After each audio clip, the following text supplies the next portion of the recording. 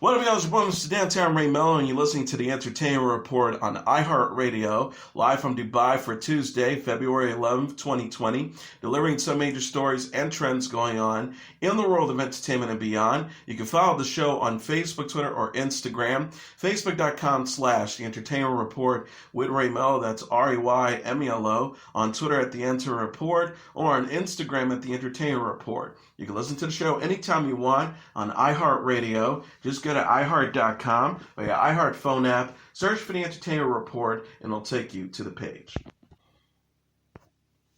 Netflix announced on Monday that they have renewed Sex Education, starring Asia Butterfield and Gillian Anderson, for a third season. The streaming service made the announcement on Twitter alongside a painting of the show's cast. Sex Education Season 2 launched on Netflix in January.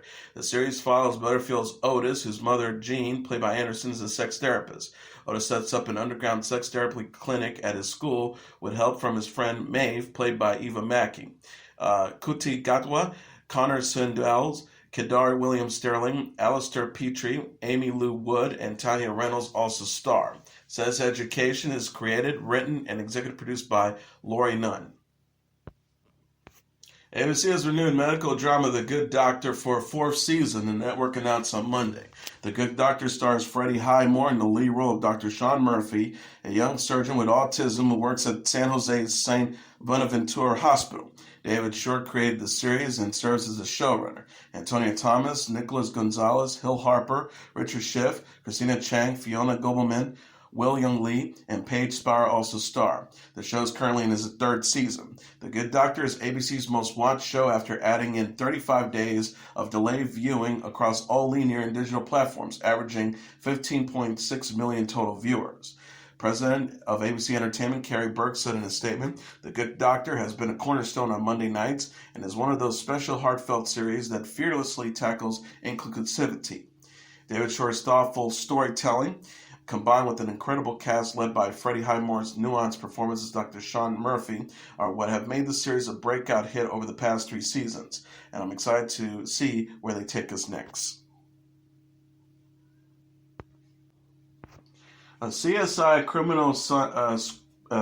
CSI crime scene investigation event series is in early developments at CBS. Variety reported Monday that CBS may revive the forensics crime drama as a limited event series. The revival would be released in honor of the show's 20th anniversary, will fall in October.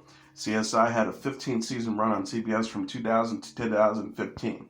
Deadline set, CBS hopes to secure original cast members for the revival. William Peterson and Georgia Fox, who play Gil Grissom and Sarah Seidel, have reportedly been approached, although no formal offers have been made.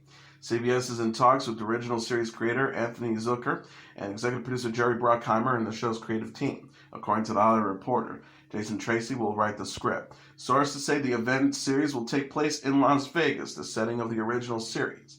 CSI is one of CBS's best known and most watched shows. The series co-star Marge Hellenberger, George Aids, Lawrence Fishburne, Paul Gigafoyle, Eric Samanda, Robert David Hall, Wallace Lingham, Elizabeth Hanois, Ted Danson, and Elizabeth Shue. CSI inspired the spin-off CSI Miami, CSI New York, and CSI Cyber, which have since ended. Netflix is giving a glimpse of its new series, I Am Not Okay With This. The streaming service shared a poster for the show Monday featuring Sophia Lillis as high school student Sydney. The poster shows Sydney standing in the middle of the street in her small town while drenched in blood. I Am Not Okay With This is based on the Charles Forsman graphic novel of the same name. The series follows Sydney as she navigates high school and explores her newfound superhuman powers.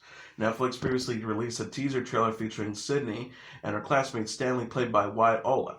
The series co-stars Sophia Bryan, Kathleen Rose Perkins, Aidan Waktak Hissong, and Richard Ellis.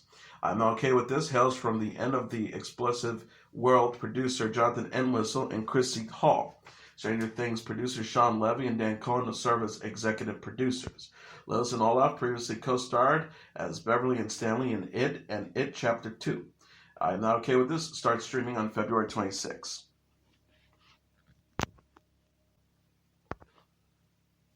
Naturi Naughton, Michael Rainey Jr., and more have joined the cast of Star's upcoming Power sequel series, Power Book 2 Ghosts. Naughton will be reprising her Power role as Tasha St. Patrick, with Rainey as Tyreek St. Patrick, and Sean Johnson returning as Cooper Saxe. Other returning stars include Gianni Paolo as Braden and Quincy Tyler Bernstein as Tamika Washington. They joined previously announced stars Mary J. Blige and Cliff Method Man Smith. Daniel Bellamy, Paige Hurd, Melanie Lubsbord, Justin McManus, Woody McClain, Lovell Adams Gray, and Latoya Tonedo will also be featured. Power Book 2 Ghosts, from series creator and showrunner Courtney A. Kemp and executive produced by Curtis 50 Cent Jackson, takes place after the Powers finale. The sequel series will follow Tariq navigating his new life and wanting to rid himself of his father's legacy amid pressures to save his family. Starz released a new teaser trailer for the spin-off that introduced all the returning cast members. U-star Penn Badgley is going to be a dad. The 33-year-old actor and his wife, singer Domino Kirk, are expecting their first child together after experiencing 2 miscarriages. Kirk, who's 36, shared the news on Monday on Instagram alongside a photo of her baby bump. The singer captioned the post, "On the road again, pregnancy after loss is a whole other thing. After 2 miscarriages in a row, we're ready to call it. I stopped trusting my body and started to accept the fact that I was done." She says, "As a birth attendant, I've seen and heard it all. It takes everything I've got to attach leveling from the losses I've been presented for and be in my own experience." Kirk already has a son, Cassius, from a previous relationship. She said she learned a lot since she was pregnant with Cassius at age 25. She says, "When I was pregnant at 25, I knew nothing. I had no community. I dove in blissfully unaware about birth and its mysteries. Now, with 10 years worth of experience to pull from, I treasure my birth community and the knowledge I have. You're already teaching us how to stay in the day in a way we've never had to, little one. Thank you." Badgley and Kirk married in New York in February 2017 and celebrated again with family and friends at a wedding that June. Badgley praised Kirk as a traditional radiant soul in a post on her birthday in December. Badgley wrote, "You encourage others to be honest and brave and gentle and expansive. Your great capacity for empathy is obvious, something anyone can get warmed by, like a glowing stove. He says you deserve to be of service to others is miraculous. You make others happy by you. For me, it's a joy to witness you when you are happy. For you, I've always hoped to be a source of joy. I'm really glad we're married." Badgley is known for playing Dan Humphrey on Gossip Girl and Joe Gerberg on You, which started streaming a second season on Netflix in December. The series was renewed for season 3 in January.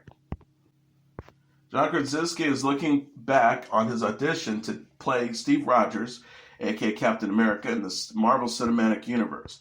40-year-old actor discussed Chris Evans, who ultimately landed the role, and meeting Thor actor Chris Hemsworth at his screen test for Captain America during Monday morning's episode of The Ellen DeGeneres Show.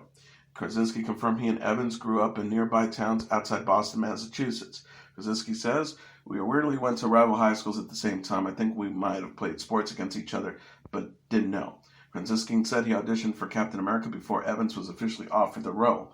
The star recalled, "I went in, I tested for Captain America, got to wear the suit, which was really fun." Kraskinsi was trying on the Captain America suit when Hemsworth walked in. Kraskinsi said he was intimidated by Hemsworth's muscular physique. Kraskinsi says, "I was putting the suit on, and I was halfway up, not wearing any other clothes other than this. I was halfway up, and I was like, I think right at the moment Chris Hemsworth walked by.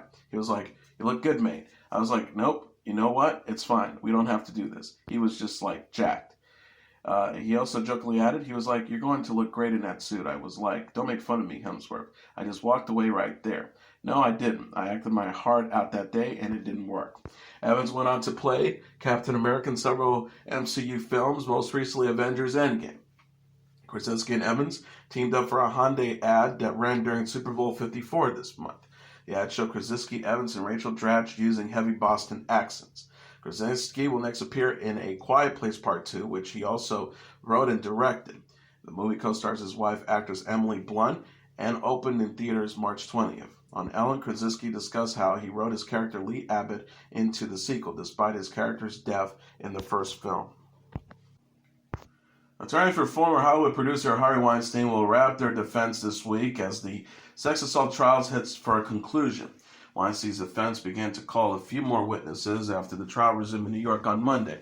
Afterwards, both sides will present closing arguments as soon as the end of this week. Weinstein, once one of the most powerful figures in the movie business, is looking at a significant prison sentence. If convicted on 5 counts, including first-degree and third-degree rape, predatory sexual assault, and first-degree sex assault. Prosecutors rested their case last week after calling 6 women. Weinstein is accused of raping a woman in a Manhattan hotel room in 2013 and forcing a sex act on another 7 years earlier. One prosecution witness, actress Annabelle Sicora, testified last month that she was raped in the early 90s after Weinstein forced his way into her apartment. The defense began its case on Friday with testimony from Paul Feldscher, a friend of Sicora, who said the actress told him she's done a crazy thing with Harvey, which he understood to mean a consensual sexual encounter. The defense also called Dr. Elizabeth Loftus, a psychologist and memory expert, who testified that memories of sexual encounters fade over time and can be distorted by post-event information, like news reports. Weinstein, who co-founded Miramax with his brother in 1979, also faces similar charges in California. Matt Bellamy is going to be a dad of 2. The 41-year-old singer and musician is expecting a baby with his model wife, Elle Bellamy, or Elle Evans, formerly. Bellamy already has an 8-year-old son, Bingham, with his ex-partner, actress Kate Hudson. Elle Bellamy announced her pregnancy in an Instagram post Sunday. She wrote, "Our little family is growing, and so is my belly." Elle Bellamy also shared the news on Instagram stories, calling her pregnancy their best-kept secret since September. Bellamy had shared a photo with son Bingham Sunday morning prior to Elle Bellamy's announcement. The picture shows Bellamy and Bingham sleeping next to each other in the same pose.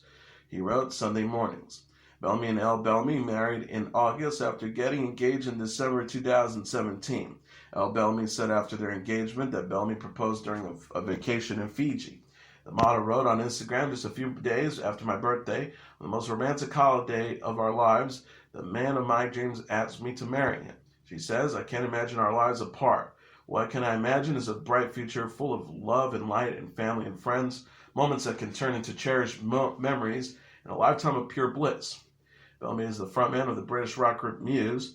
The group released its 8th studio album, Simulation Theory, in 2018 and promoted the album with the world tour in 2019. Heavy metal bands Megadeth and Lamb of God are going on tour in 2020. The group shared plans Monday on Instagram for a co-headlining tour of North America. The Megadeth and Lamb of God will be joined by special guests Trivium and Flames.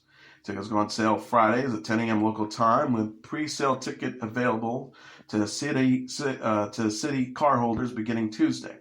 Megadeth wrote, "The metal tour of the year. Join us at Lamb of God for a massive 55-day co-headlining tour across North America with special guests at Trivium Official plus at mflames_SWE. The tour will be split into 2 legs. The first leg begins June 12th at Bristol, Virginia, and ends August 1st in Condor, California, while the second begins October 2nd in West Palm Beach, Florida, and ends November 13th in Reno, Nevada. Megadeth is working on its 16th studio album. The band canceled shows in June following Dave Mustaine's throat cancer diagnosis. Lamb of God will release a 10th self-titled album in May. The Backstreet Boys have extended their DNA World Tour to include a second trip to North America. The boy band will kick things off on July 10th at the Jones Beach Theater in Montauk, New York, before they wrap things up October 9th at the Hollywood Bowl in Los Angeles. Tickets go on sale through the general public on Friday through Live Nation. Backstreet Boys previously toured North America last summer in support of their latest album, DNA. Member A.J. McLean said in a statement, "We give our fans 100% night after night, putting on the best Backstreet show we can. We play our hits, we dance our asses off, and we do it because we love our fans." He continues, "We have the best fans in the world. They come out to party and they sing at the top of their lungs, and we feed off that energy. We can't wait to take this show on the road again this summer." Janet Jackson is going on tour in 2020. The 53-year-old singer shared plans in a press release Monday for a Black Diamond World Tour. The North American leg of the tour begins June 24th in Miami, Florida, and ends August 23rd in Tacoma, Washington.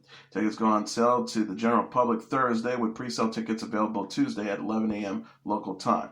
The Black Diamond Tour is in support of Jackson's forthcoming album of the same name slated for release this year. Jackson will perform new songs from the album and old favorites, along with the special performance celebrating the 30th anniversary of her album, Rhythm Nation 1814. Jackson confirmed the news in a tweet Monday. She wrote, "Hey you guys, I've heard all your wishes and I'm working on my new album going on a world tour this summer titled Black Diamond. I'm so excited to share this new era with you." And as your entertainment report for Tuesday, February 11th, 2020, I'm your host, Mr. Downtown Ray Melo. I'll be back tomorrow to deliver some major stories and trends going on in the world of entertainment and beyond. You can follow the show on Facebook, Twitter, or Instagram. Facebook.com/The Entertainment Report with Ray Melo. That's RAYMELO. On Twitter at The Enter Report or on Instagram at The Entertainment Report. You can listen to this episode or any previous episodes of The Entertainment Report anytime you want on iHeartRadio. Just go to iHeart.com or your iHeart phone app, search for The Entertainment Report, and it'll take you to the page. Good night, and God bless you all.